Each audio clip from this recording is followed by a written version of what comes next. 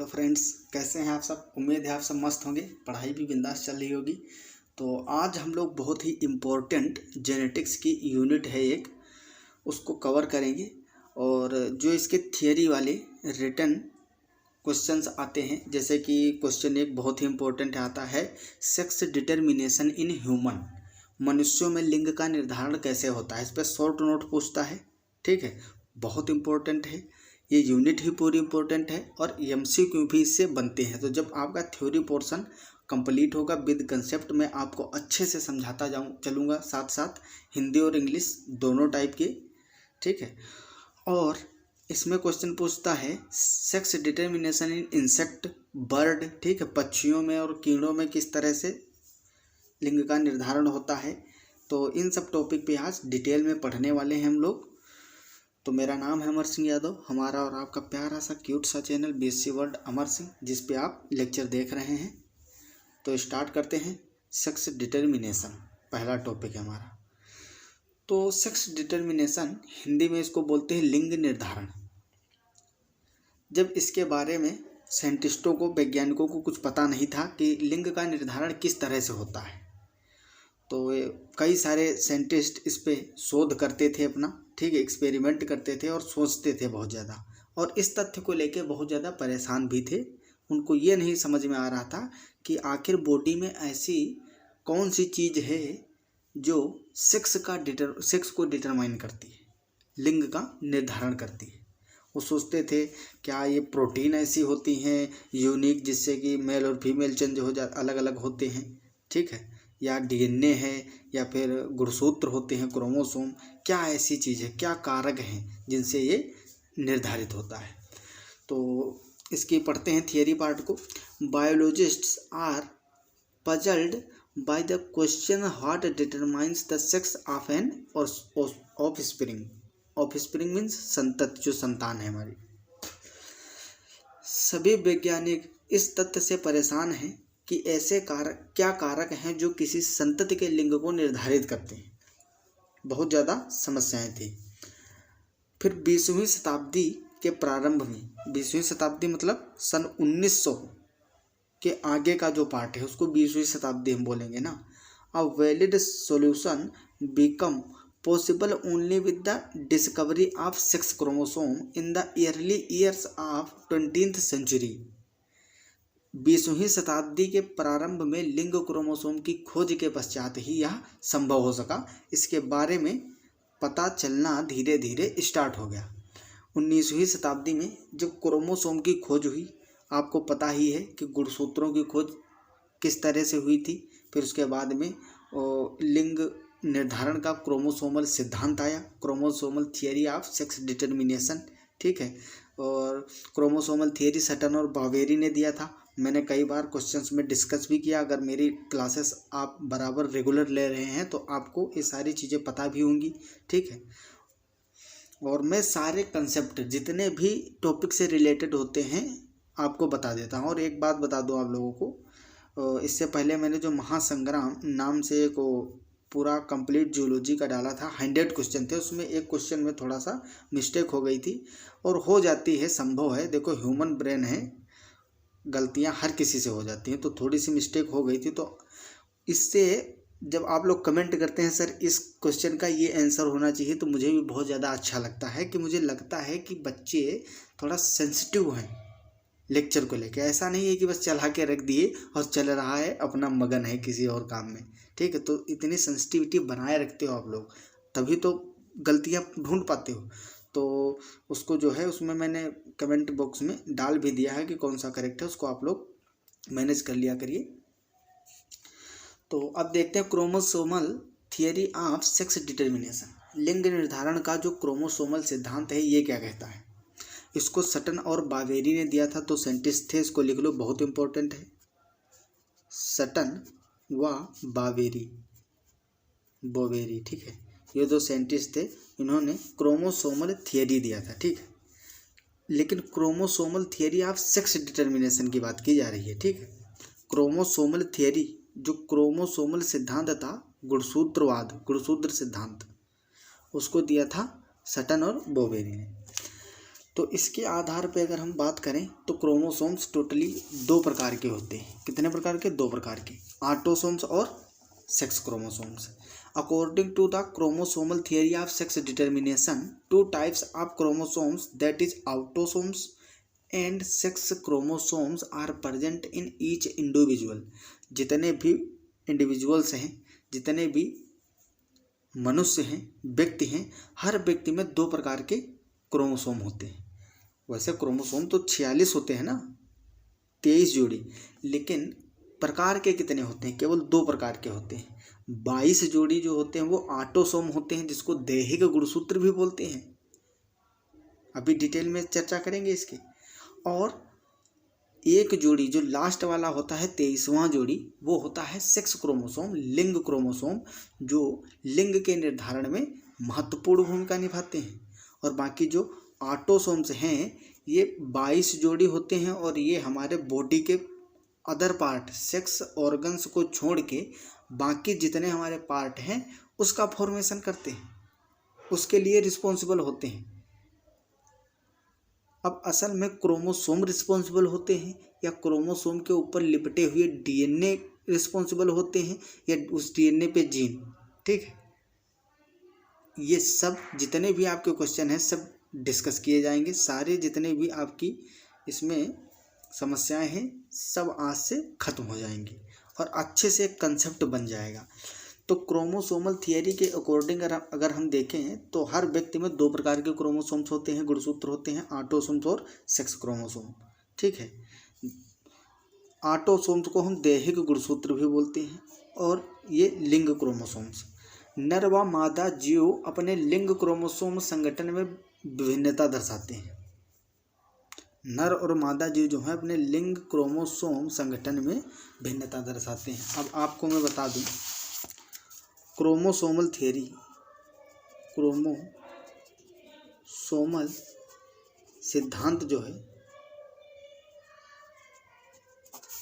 या गुणसूत्रवाद भी बोल सकते हो, गुणसूत्र सिद्धांत, इसके अनुसार 2 प्रकार के होते हैं गुणसूत्र। पहला होता है दैहिक गुणसूत्र, दैहिक गुणसूत्र, और दूसरा क्या है? लिंग गुणसूत्र, लिंग गुणसूत्र। जो दैहिक गुणसूत्र होते हैं ये 22 जोड़ी होते हैं। कितने? 22 जोड़ी। और वैसे बताएं तो 44 गुणसूत्र होते हैं, गुणसूत्र होते हैं। लिंग गुणसूत्र 1 जोड़ी होते हैं, मतलब 2 गुणसूत्र। ठीक, ये जो गुणसूत्र हैं दैहिक, इसको ऑटोसोम्स भी बोलते हैं ना इंग्लिश में, ऑटोसोम्स। ऑटोसोम्स हिंदी में भी लिख के आ सकता है सीधा ऑटोसोम्स। इस लिंग गुणसूत्र को सेक्स क्रोमोसोम बोलते हैं, सेक्स क्रोमोसोम। ठीक है, अब बात करते हैं जो दैहिक गुणसूत्र हैं ये ओनली एक्स प्रकार के होते हैं। ठीक, 22 जोड़ी 44, सीधे लिख दे रहा हूँ 44 एक्स क्रोमोसोम।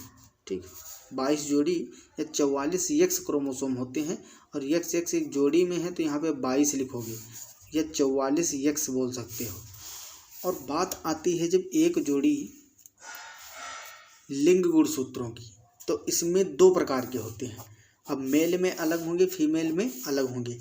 ये जो दैहिक गुणसूत्र हैं ये मनुष्यों की बात करते हैं तो उसमें पुरुष और स्त्री दोनों आ जाते हैं। ये स्त्री और पुरुष दोनों में एक ही प्रकार के होंगे दैहिक गुणसूत्र, एक्स सेम प्रकार के होंगे, क्योंकि हमारे जितने भी बॉडी के पार्ट होते हैं वो कैसे होते हैं?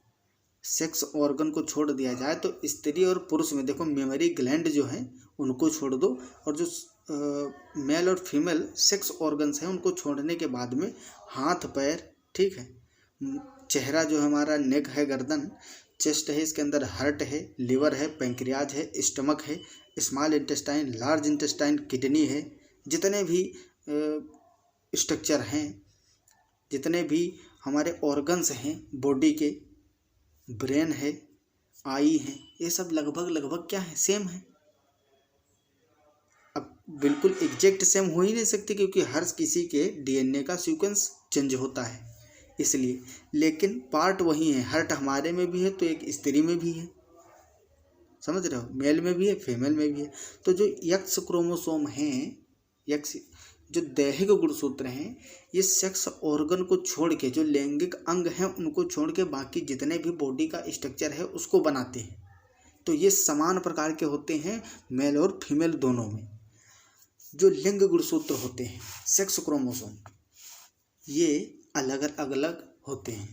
तो जो पुरुष होता है, पुरुष में ये एक्स और वाई होते हैं, और स्त्री में ये सब आपको पता ही होगा, 12 में पढ़ के आए हो, इसमें एक्स होते हैं। ठीक, तो ये इतनी बहुत ही इम्पोर्टेंट चीज़ें थी क्रोमोसोमल थियरी के हिसाब से, ये इतनी चीज़ें जो है बताई गई। इसके बाद में आगे हम देखते हैं, ये टेबल है कुछ varieties of chromosomal sex determination. अब इसमें देखो, यहाँ ऑर्गेनिज्म का, जीवों का नाम दिया गया है, ठीक है। ड्रोसोफिला, मैन और प्लांट जो होते हैं, और मैन मनुष्य और ड्रोसोफिला, इनमें जो है एक्स वाई टाइप का क्या होता है, एक्स वाई टाइप का सेक्स डिटर्मिनेशन होता है, लिंग निर्धारण। अब यहाँ से क्वेश्चन बहुत तगड़े से पूछता है, यहाँ से क्वेश्चन भर मार के पूछता है चार्ट पे। मैं इसको समझा भी दे रहा हूँ, और आप लोगों को टेलीग्राम का लिंक मिल जाएगा डिस्क्रिप्शन बॉक्स में, जिससे आप ज्वाइन कर सकते हैं टेलीग्राम, और वहाँ पे मैं इसको सेंड भी कर दूँगा, ठीक है। तो आप अपना थोड़ा सा ब्रेन इसमें यूज करेंगे तो और ज़्यादा क्लियरेंस आएगा आपको। ये मोटा जो है ब्रेन में आउटलाइन बन जाएगी इसकी। तो इसमें ड्रोसोफिला, मैन और प्लांट जो होते हैं, इसमें एक्स वाई टाइप का पाया जाता है सेक्स डिटर्मिनेशन। इसमें हेट्रोजाइगस और होमोजाइगस पूछ लेता है। हेट्रोजाइगस कौन होता है, मेनली हेट्रोजाइगस पूछता है। अब क्वेश्चन आ जाएगा ड्रोसोफिला में हेट्रोजाइगस कौन होता है, मेल होता है फीमेल होता है, पूछ लेगा। जो बर्ड्स होती हैं, और बर्ड्स में पूछा ही गया था अभी DDU जो दीनदयाल उपाध्याय यूनिवर्सिटी है गोरखपुर की, उसमें पूछा गया था बर्ड्स के बारे में, कि बर्ड्स में जो फीमेल होती है वो किस तरह का रखती है, जो सेक्स क्रोमोसोम होते हैं वो होमोजाइगस होते हैं हेट्रोजाइगस होते हैं। तो इस पर क्वेश्चन आता है। तो ड्रोसोफिला, मैन और प्लांट्स जो होते हैं, इनके जो मेल हैं, आप कहोगे प्लांट में भी मेल होते हैं, भाई बिल्कुल होते हैं। प्लांट में एंथर होता है, जो बाइसेक्सुअल होते हैं कुछ फ्लावर, उसमें तो एक ही पुष्प में होते हैं, एक लिंगी और द्विलिंगाश्रयी पढ़े हो गए पुष्प। बाकी पुष्प मेल और फीमेल अलग अलग लगे होते हैं, एक ही प्लांट में अलग अलग पोजीशन पे हो सकते हैं, और अलग अलग पादपों पे भी हो सकते हैं, प्लांटों पे, तो इसमें भी होते हैं। तो इसमें जो मेल होता है, ये 3 कैटेगरी ऐसी हैं, मैन की, प्लांट की, ड्रोसोफिला की, जिसमें मेल हेट्रोजाइगस होता है, हेट्रोजाइगस सेक्स। इसमें गैमेट्स क्या क्या होते हैं, जब मेल की बात करेंगे तो उसमें स्पर्म होंगे, और जब फीमेल की बात करेंगे तो इसमें क्या होंगे, एग होगा। तो एग हमेशा ड्रोसोफिला और मैन और प्लांट्स का एग में जो है एक्स क्रोमोसोम होंगे, और जो स्पर्म होगा उसमें एक्स और वाई क्रोमोसोम्स होते हैं। जाइगोट की बात की जाए तो जाइगोट में क्या होता है, एक यहाँ से आएगा, एक यहाँ से आएगा क्रोमोसोम, फिर जब इनका फर्टिलाइजेशन होगा, निषेचन होगा, तभी ना जाइगोट बनेगा। तो जब जाइगोट बनेगा, युग्मनज बोलते हैं जिसको, ये युग्मक हैं और ये युग्मनज की बात की जा रही है। तो युग्मनज में यहाँ क्या होगा, फीमेल में एक्स और मेल में XY होगा। प्रोटीनर एक स्पीसीज है, ग्रासोपर जिसको टिड्डा बोलते हैं हिंदी में, बर्ड्स ये अलग कैटेगरी, ये 2 है ग्रासोपर और प्रोटीनर। इसमें क्या है, इसमें भी मेल हेट्रोजाइगस होता है। स्पर्म देखो एक्स एंड OY हो सकते हैं, यहाँ पे 0 का मतलब अब्सेंट भी हो सकता है और Y भी हो सकता है। बर्ड्स और मोथ की बात की जाए तो इसमें फीमेल हेट्रोजाइगस होती है। यही क्वेश्चन पूछा गया था बर्ड्स वाला, और बहुत इम्पोर्टेंट है, आपके एग्जाम में भी पूछा जा सकता है। स्पर्म में XX होंगे, और जो एग होता है इसमें देखो डिफरेंट टाइप के हैं। यहाँ तक क्या था, इसमें जो हेट्रोजाइगस था मेल, तो मेल वाले में डिफरेंट टाइप के थे, और जो फीमेल थी एग थी उसमें सेम टाइप के क्रोमोसोम थे, ये होमोजाइगस थी फीमेल। और अब क्या है, बर्ड्स और मोथ में फीमेल हेट्रोजाइगस है, देखो ना, यहाँ इग है हेटेरोजाइगस, और स्पर्म जो मेल का है, मेल गैमीट है, वो है होमोजाइगस। इसी तरह से जाइगोट में भी इधर फीमेल में देखो XY दिखा है। लेकिन एक बात मैं फिर बताऊंगा आपको, ये बर्ड्स वाले में जो है यहाँ पे थोड़ा सा इसकी जो लेवलिंग है थोड़ी गलत है, इसमें मिस्टेक है। इसमें जो है जेड टाइप का होता है, जेड डब्ल्यू टाइप का होता है। तो जहाँ XY है यहाँ आप जेड एंड डब्ल्यू लिख सकते हो, जेड एंड डब्ल्यू, ठीक है। और यहाँ पे जेड और जेड कर सकते हो, यही इंपॉर्टेंट है, जेड और डब्ल्यू ही पूछेगा, क्योंकि बर्ड्स में जो सेक्स डिटर्मिनेशन है ये जेड डब्ल्यू टाइप का होता है। यहाँ भी आप जेड और डब्ल्यू करेंगे, यहाँ जेड और जेड कर देंगे। जेड एक्स के जैसे ट्रीट किया जाता है और डब्ल्यू को वाई के जैसे। ऐसे ही फ्यूमिया एक स्पीसीज है मोथ की, ठीक है, मोथ होता है, उसका फ्यूमिया नाम है।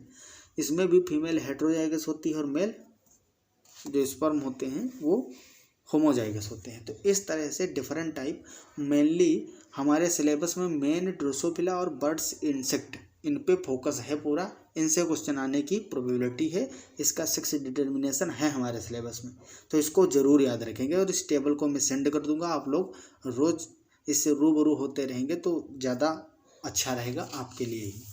अगला पॉइंट है, इन मैन, मनुष्य में Y chromosomes controls the sex. मनुष्यों में बात की जाए तो जो लिंग का निर्धारण है, लिंग का नियंत्रण है, कंट्रोल है, वो वाई क्रोमोसोम के द्वारा किया जाता है, ठीक। एक्स की उसमें कोई भूमिका नहीं है। सीधे क्वेश्चन पूछता है कि सेक्स डिटर्मिनेशन में या लिंग निर्धारण में ह्यूमन बीइंग्स में कौन रिस्पॉन्सिबल होता है, मदर या फादर? तो उसमें हमेशा फादर होता है, क्योंकि वाई क्रोमोसोम ओनली मेल में मिलता है, तो वही रिस्पॉन्सिबल होता है लिंग निर्धारण के लिए। If Y chromosome is present it is male. जब वाई क्रोमोसोम उपस्थित होगा तो वो कैसा होगा, नर होगा। जब Y chromosome is absent it is female.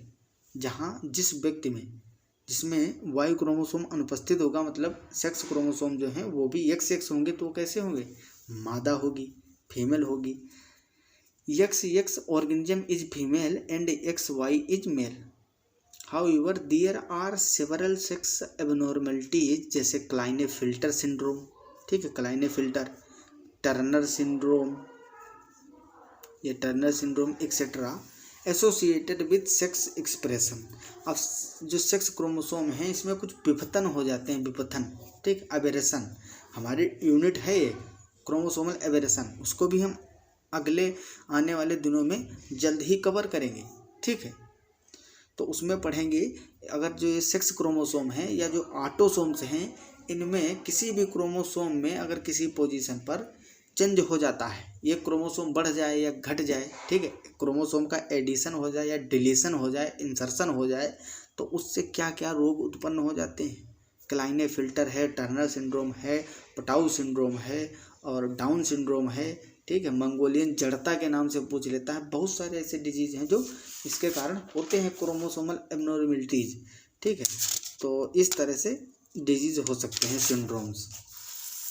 Syndrome क्या होता है ये मैं आपके लिए छोड़ रहा हूँ क्वेश्चन, आप लोग कमेंट बॉक्स में बताएंगे कि सिंड्रोम क्या होता है, व्हाट इज सिंड्रोम। डिजीज और सिंड्रोम में क्या डिफरेंस है, ठीक है। अगला हम सीधा क्लाइनेफिल्टर सिंड्रोम पे बढ़ते हैं, टर्नर सिंड्रोम पढ़ेंगे, ज़्यादा डिटेल में नहीं, फिर इसके बाद में जब हम अगला वीडियो लाएंगे तो उसमें जो है सारे सिंड्रोम्स होंगे लगभग। तो क्लाइनेफिल्टर सिंड्रोम क्या होता है, इसमें जो सेक्स क्रोमोसोम होते हैं हमारे लिंग गुणसूत्र, उसमें XY होता है, मतलब ट्राइसोमी हो गई, यहाँ पे 3 गुणसूत्र उपस्थित हैं, जबकि होने कितने चाहिए, 1 जोड़ी, 2 होने चाहिए। तो क्लाइनेफिल्टर सिंड्रोम में 2 X क्रोमोसोम उपस्थित होने के बावजूद नर होते हैं। क्यों होते हैं इसमें देखो, वैसे बात तो ये है, कंसेप्ट क्या था कि जब दो XX मतलब 1 जोड़ी X गुणसूत्र जब प्रेजेंट होंगे तो वो फीमेल होगी, लेकिन ये जो कॉम्बिनेशन है ये मेल होते हैं, ना मेल है ना फीमेल है, ठीक। इसमें मेल के भी लक्षण और फीमेल के भी, क्योंकि 2 XX प्रेजेंट है लिंग गुणसूत्र, इसका मतलब क्या है, फीमेल के कैरेक्टर होने चाहिए, लेकिन साथ में वाई भी आ गया है। जो किन्नर होते हैं वो इसका जीता जागता सबूत है, आप लोग सभी लोगों ने किन्नरों को देखा होगा, तो उनमें क्या है, क्लाइनेफिल्टर सिंड्रोम ही है, समझ रहे हो। तो इसमें क्या होता है ये एक एक्स्ट्रा वाई क्रोमोसोम प्रेजेंट होता है। Such a child has primary male sex organ but with age the test do not develop properly. Testis do not develop properly. जो स्टार्टिंग में ऐसे जो बच्चे होते हैं जिनमें ये कंडीशन होती है क्लाइनेफिल्टर सिंड्रोम की, तो उसमें प्राइमरी लक्षण जो हैं वो मेल के जैसे होते हैं, लेकिन जैसे जैसे उम्र बढ़ती है, एज बढ़ती जाती है, तो उसमें टेस्टिस का डेवलपमेंट, जो वृषण होते हैं हमारे, उसका बहुत ज़्यादा अच्छे से प्रॉपरली डेवलपमेंट नहीं होता है। सच चिल्ड्रन हैव 47 क्रोमोसोम्स। ये क्या लिखा है, 22, यहाँ पे 22 ऑटोसोम्स, 22 पेयर्स, ठीक है, plus XXY instead of usual 46 के जगह पे 47 हो जाते हैं। ऐसे बच्चों में 46 क्रोमोसोम के स्थान पर 47 क्रोमोसोम होते हैं। 22 पेयर ऑटोसोम्स प्लस XXY, ठीक है। ऐसा लगता है कि वाई क्रोमोसोम नर लक्षणों को प्रकट करने से संबंधित है, ऐसा पता ही है हमको, परंतु क्लाइनेफिल्टर सिंड्रोम में 2 XX क्रोमोसोम इन लक्षणों को प्रकट होने को रोकते हैं। अब यहाँ पे बहुत तगड़ी लड़ाई चलती है क्रोमोसोम में। 2 XX क्रोमोसोम प्रेजेंट हैं, ये कहते हैं कि हम फीमेल का लक्षण लेके आएंगे इस व्यक्ति में, और एक वाई क्रोमोसोम प्रेजेंट है जो कि किस लिए रिस्पॉन्सिबल है, मेल के लक्षणों के लिए, मेल कैरेक्टर के लिए। तो वो भी, इन दोनों में आपस में युद्ध होता है और कोई नहीं हारता है। XX जो है अपने लक्षणों को भी एक्सप्रेस करता है कुछ टाइम, और ये जो है वाई क्रोमोसोम ये भी एक्सप्रेस करता है, जिससे क्या होता है, दोनों के लक्षण अपीयर हो जाते हैं। और ये कितनी भयानक कंडीशन है, और आज की डेट में किन्नरों की क्या हालात है आपको पता ही होगा, ठीक है। तो इस तरह से क्लाइनेफिल्टर सिंड्रोम 2 XX क्रोमोसोम समचक the expression of these characters. अब बात करते हैं टर्नर सिंड्रोम की। अच्छा, इसमें लक्षण क्या होते हैं, लक्षण आपको बता दूं, इनकी आवाज़ जो होती है, इस प्रकार के व्यक्तियों की आवाज़, आप किन्नरों की आवाज़ सुने ही होंगे, इनकी आवाज़ जो है मेल के जैसे होती है लगभग, ठीक है। इनकी बॉडी की बनावट थोड़ा सा फीमेल के टाइप में होती है। इनके कैरेक्टर लगभग मेल और फीमेल दोनों के बीच के दिखते हैं, ठीक है। मेमोरी ग्लैंड का जो डेवलपमेंट है वो भी काफ़ी हो जाता है। टेस्टिस, स्टार्टिंग में टेस्टिस डेवलप होना स्टार्ट होता है, लेकिन वो रुक जाता है बढ़ती एज में, और मेमोरी ग्लैंड का क्या होता है, एक्सप्रेशन होने लगता है, मेमोरी ग्लैंड अपीयर होने लगते हैं और काफ़ी डेवलप हो जाते हैं। जितना फीमेल में डेवलप होते हैं उतने ही डेवलप्ड हो जाते हैं इन जो किन्नर होते हैं इनमें भी, ठीक है। तो इस तरह से बहुत सारे इनके लक्षण भी हैं जिनसे आप पहचान सकते हो। फिर है टर्नर सिंड्रोम। टर्नर सिंड्रोम में क्या होता है, टर्नर सिंड्रोम में एक क्रोमोसोम कम पड़ जाता है। इसमें देखो X वो लिखा है, O कम, O या इसको 0 कह सकते हो, X 0 मतलब यहाँ पे कुछ नहीं है। आर स्टेराइल फीमेल, ये कैसे, स्टेराइल बंध मादा, जो कभी भी संतान को उत्पन्न नहीं कर सकती खुद से, ठीक है। तो ये भी कंडीशन बहुत ही खतरनाक होती है। Are sterile female individual having certain abnormalities. अब देखो, इसमें अगर समाज की बात की जाए तो इतनी भ्रांतियाँ फैली हुई हैं कि जो फीमेल होती है उनको दोष दिया जाता है, लेकिन उनका इसमें क्या मतलब, उनका कोई खुद का इन्वॉल्वमेंट है क्या, उन्होंने खुद से ऐसा क्रोमोसोम का अरेंजमेंट किया है, अपने हाथों से किया है कि उनको दोष दिया जाता है। ये बात खराब है या नहीं है, बहुत ज़्यादा है।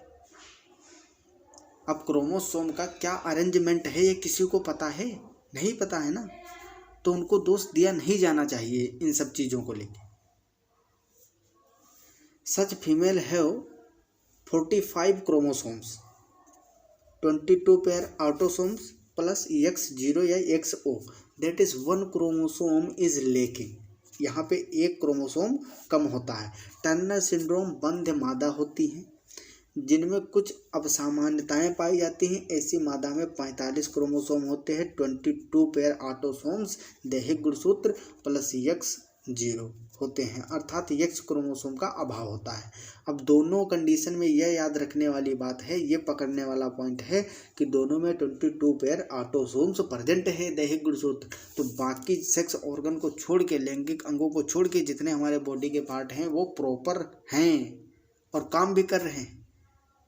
Heart, stomach, digestive system, respiratory system, excretory system, ठीक है, जितने भी हमारे सिस्टम हैं, नर्वस सिस्टम है, स्केलेटन सिस्टम है, वो सब एकदम डेवलप है और अच्छे से कार्य कर रहा है। केवल किसमें गड़बड़ी आ रही है? सेक्स क्रोमोसोम में। तो उससे प्रभावित क्या हो रहा है? जो लैंगिक लक्षण हैं और लैंगिक अंग हैं वो प्रभावित हो रहे हैं। डाउन सिंड्रोम जब आप पढ़ोगे तो 21 वाला जो क्रोमोसोम होगा, मतलब ऑटोसोम के अंदर आ रहा है दैहिक गुणसूत्र में, इसमें जब अबनॉर्मेलिटी होगी तब तुमको लगेगा कि इसमें क्या होता है, हमारा जो बॉडी का अलग पार्ट है, माउथ है, हथेली है हमारी, इन पे आएगा इफेक्ट इसका, मंगोलियन जैसे चेहरा हो जाएगा, ठीक है। तो ये भी साथ साथ आप रिलेट करते जाओ कि किस क्रोमोसोम में क्या हुआ तो इसके परिणाम क्या हो रहे हैं। अगला है balance theory of sex determination, लिंग निर्धारण का संतुलन सिद्धांत। ये भी बहुत ही इम्पोर्टेंट है। The balance theory of sex determination was proposed by bridges. Bridges scientist थे एक, ब्रिज बोलते हैं इनको, पूरा नाम ब्रिज ही हिंदी में ब्रिज होता है, लेकिन बहुत सारे होते हैं, जैसे डी ब्रोगली हैं तो डी ब्रॉय लिखा जाता है हमको इंग्लिश में, पढ़ते क्या है हम लोग, डी ब्रोगली। तो उसी तरह से ब्रिज साइंटिस्ट थे, उन्होंने 1952 में इसके बारे में बताया था, बैलेंस थियरी दिया था सेक्स डिटर्मिनेशन की। लिंग निर्धारण का संतुलन सिद्धांत ब्रिज ने 1925 में दिया था, ठीक है। According to Bridges balance theory of sex determination, every individual in his genotype has both male and female potentialities. Bridges ने लिंग निर्धारण के जीनीय संतुलन सिद्धांत के अनुसार जीनोटाइप में प्रत्येक जीव में दोनों नर व मादा सामर्थ्यता होती है, प्रत्येक जीव में। अब ये क्या है, कुछ पल्ले पड़ रहा है? जितने भी जीव हैं सब में नर और मादा की सामर्थ्य होती है, दोनों में ये पोटेंशियलिटीज होती हैं, दोनों में ये पावर होती है असल में। Which sex develops is decided by the balance, that is the ratio between the number of X chromosomes and of sets of autosomes in the fertilized egg। कौन सा लिंग विकसित होगा यह संतुलन पर निर्भर करेगा। दोनों में कैपेसिटी होती है, ये हर व्यक्ति में दोनों प्रकार की कैपेसिटी होती है, लेकिन यह संतुलन निर्भर किस पे करेगा? निषेचित अंडे में यक्स क्रोमोसोम व ऑटोसोम्स के सेट की संख्या पर ये निर्भर करता है। अब यहाँ उसका टेबल दिया हुआ है, एक पूरा टेबल ही बना दिया था इन्होंने। Balance of x chromosome in Drosophila. Drosophila पे बहुत ज़्यादा एक्सपेरिमेंट किए गए हैं, ठीक है। जेनेटिक्स के एक्सपेरिमेंट जो है ड्रोसोफिला पे मैक्सिमम किए गए हैं। टी.एच. हंट मॉर्गन ने भी इसी पे अपने एक्सपेरिमेंट किए। क्यों किए थे पूछ लिया जाता है कभी कभी, ठीक है। तो आप लोगों को पता ही होगा, 12 में पढ़ के आए होंगे आप लोग, क्योंकि उसमें जो है लक्षण जो होते हैं बहुत ही आसानी से परखे जा सकते हैं, ठीक है।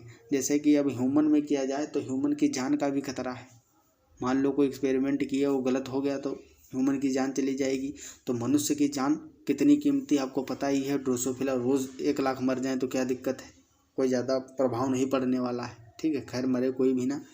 तो ड्रोसोफिला होती हैं जो, उनमें अलग अलग के रंगों के प्रकार थे।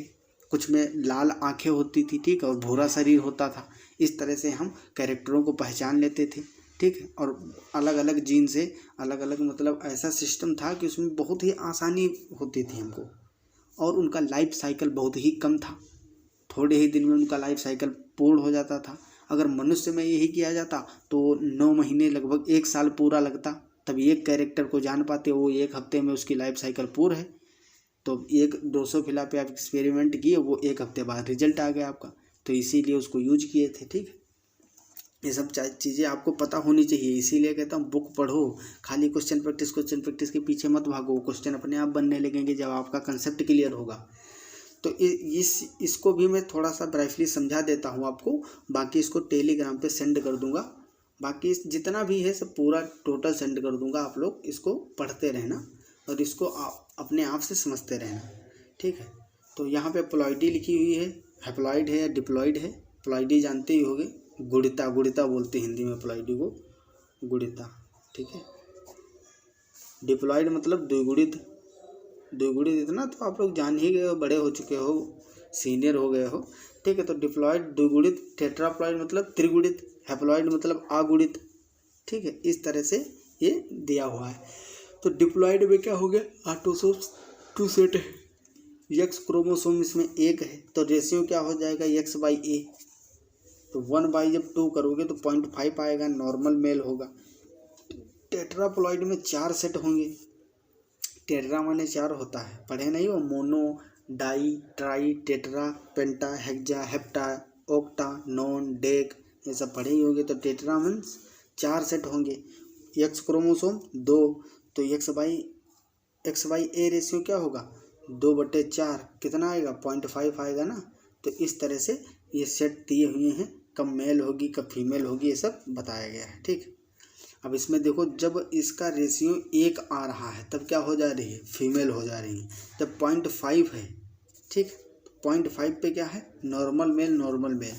जब 67 के लगभग आ रहा है, यहाँ देखो रेशियो x/a क्रोमोसोम का रेशियो, तो इसमें क्या आ रहा है, इंटरसेक्स आ रहा है। ठीक, 75 आ रहा है। जब 0.5 से, इधर देख लो, 0.5 से 1 के बीच में आएगा x/a रेशियो 0.5 से 1 के बीच में आएगा, तो वो कैसे होंगे, इंटरसेक्स होंगे।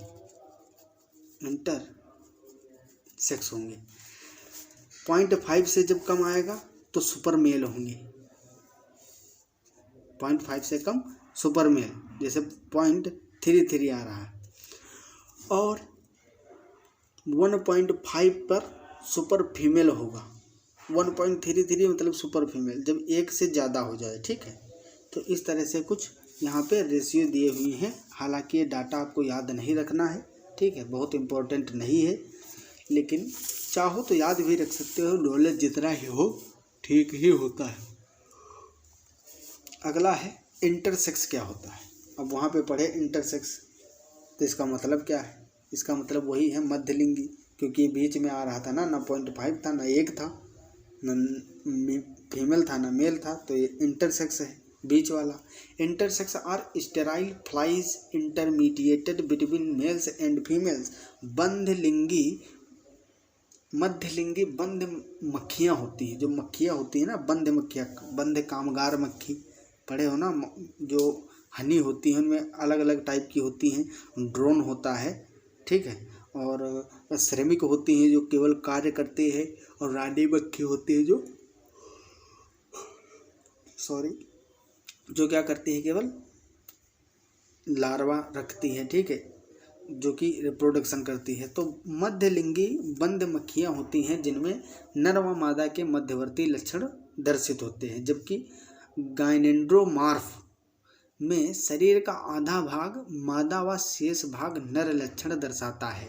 अब गाइनेंड्रोमॉर्फ क्या होता है, ये क्वेश्चन DDU में सीधा पूछा था। अब आपको पता चल रहा होगा कि थियरी से कितना फ़ायदा है। इसको पढ़ोगे, शॉर्ट नोट पूछा जाएगा उसको भी लिख दोगे, आ जाए इंटरसेक्स पे शॉर्ट नोट लिखने को तो भी लिख सकते हो, और MCQ हैं वो भी बन जाते हैं आपके, ठीक है। तो गाइनेंड्रोमॉर्फ पे पूछा गया था, जब पूरे शरीर का आधा भाग मादा होता है फीमेल का और आधा नर का लक्षण दर्शाता है, तो उसको बोलते हैं गाइनेंड्रोमॉर्फ। गाइनेंड्रोमॉर्फ आनुवंशिकी व कोशिका विज्ञान में संबंध के लिए महत्वपूर्ण सूचना प्रदान करते हैं। The super female and super males are not really oversexed individuals. Super मादा व सुपर नर वास्तव में लिंग प्रचुर जीव नहीं होते हैं। ऐसा नहीं है कि इसमें सुपर मेल और सुपर फीमेल का मतलब है कि वो लिंग प्रचुर हैं, ओवर सेक्स्ड हैं, ठीक है। Instead, they are sterile individuals that show only minor phenotypic differences from ordinarily male and females. समझ रहे हो? ये बंध होते हैं, ये जो होते हैं स्टेराइल होते हैं तथा सामान्य नर व मादा से केवल गौण फिनोटाइप भिन्नात्मक या विभिन्नता दर्शाते हैं। Single gene control of sex, इस पे शॉर्ट नोट बहुत पूछता है, ठीक है, बहुत इम्पोर्टेंट है। Single gene control of sex, लिंग का निर्धारण जो है, नियंत्रण है, वो एक ही जीन द्वारा होता है, इसको समझते हैं। There are several cases where individuals single gene were found to be responsible for sex expression.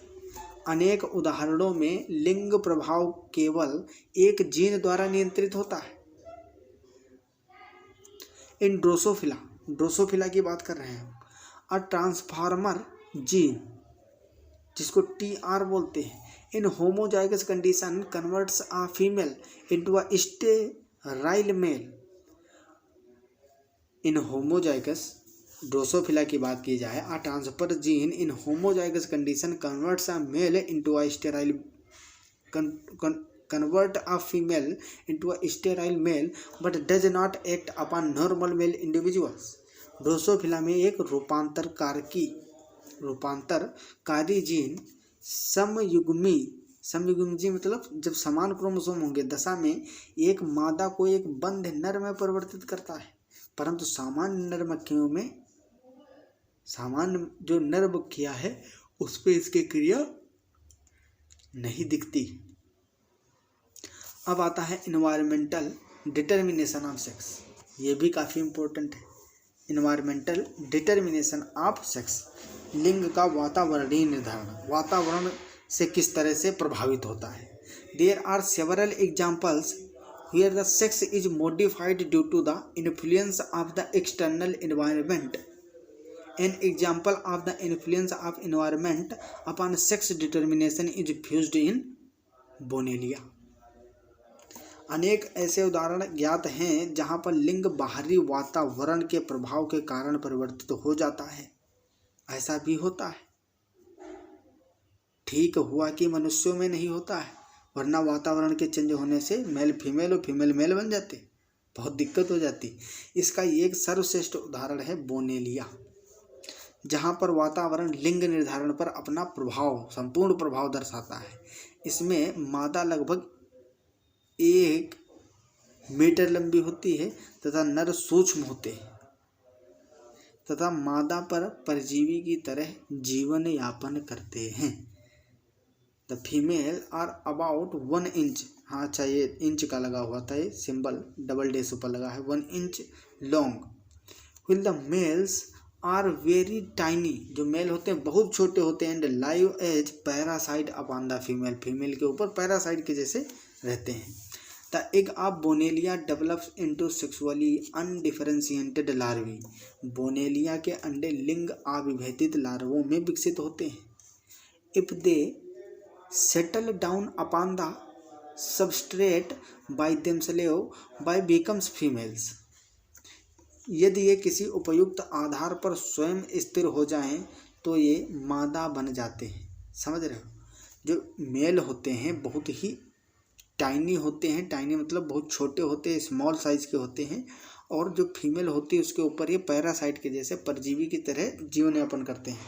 अगर ये किसी तरह से कहीं पे स्थिर हो जाएं, जो मेल हैं बहुत छोटे होते हैं, तो धीरे धीरे ये जो देखो पर्यावरण उनका बदला, वातावरण बदला उनका, इन्वायरमेंट, जिससे कि वो कहीं सेटल हो गए, और सेटल होने के बाद वो धीरे धीरे फीमेल जैसे बिहेव करने लगे। यदि मादा के शुंड पर स्थित हो जाएं वे नर बन जाते हैं। Those that settle upon the proboscis of the female becomes male. Apparently, the female produces a substance that causes the attached larva to develops into male. If incompletely differentiated males are separated from the controlling female, intersex result। यदि मादा के शुंड पर स्थित हो जाएं तो वे नर बन जाते हैं। वास्तव में मादा एक पदार्थ स्रावित करती है जो संलग्न लार्वा को नर में विकसित होने का कारण होता है। अब जो लार्वे होते हैं, बोनेलिया अंडे देती है, वो अविभेदित लार्वे देती है, और वो लार्वे अगर फीमेल की जो शुंड होती है, प्रोबोसिस होती है, उस पे अगर आके रुक जा रहा है, ठीक है, वहाँ पे सेटल हो जा रहा है, तो फीमेल ऐसा केमिकल रिलीज करती है, ऐसा रसायन छोड़ती है जिससे कि वो लार्वा मेल में कन्वर्ट हो जाते हैं, नर में परिवर्तित हो जाते हैं। यदि अपूर्ण विभेदित नर नियंत्रक बाधा से अलग हो जाए तो मध्यलिंगी जीव विकसित होता है। अब समझ लीजिए, मान लो वो फीमेल का जो शुंड था, प्रोबोसिस था, उस पर लार्वा सेटल था, और केमिकल जैसे सिक्रीट हुआ तो उसमें कुछ परिवर्तन आने स्टार्ट हुए, उसमें मेल के कैरेक्टर बनने लगे, और कुछ ही कैरेक्टर बन पाए थे, उसका कंप्लीट मैच्योरेशन नहीं हुआ, उससे पहले लार्वा वहाँ से डिटेच हो गया, हट गया, तो वो मध्यलिंगी जीव होगा। कैसा होगा? क्योंकि उसमें अभी डेवलप नहीं हो पाए थे मेल के कैरेक्टर, तो वो इंटरसेक्स रिजल्ट मिलेगा वहाँ से, ठीक है। तो आई होप आपको ये सारे टॉपिक अच्छे से समझ में आ गए होंगे। अगर वीडियो अच्छा लगा, आपको चीज़ें समझ में आई, तो वीडियो को लाइक कर दीजिए और अपने फ्रेंड्स के पास शेयर भी ज़रूर कर देना। चैनल पर नए हैं तो चैनल को सब्सक्राइब कर दीजिए। हमारा और आपका प्यारा सा क्यूट सा चैनल जानते ही हो। तो मिलते हैं अगली क्लास में, पढ़ाई करते रहो। ऑल द वेरी बेस्ट, तब तक के लिए ओके बाय।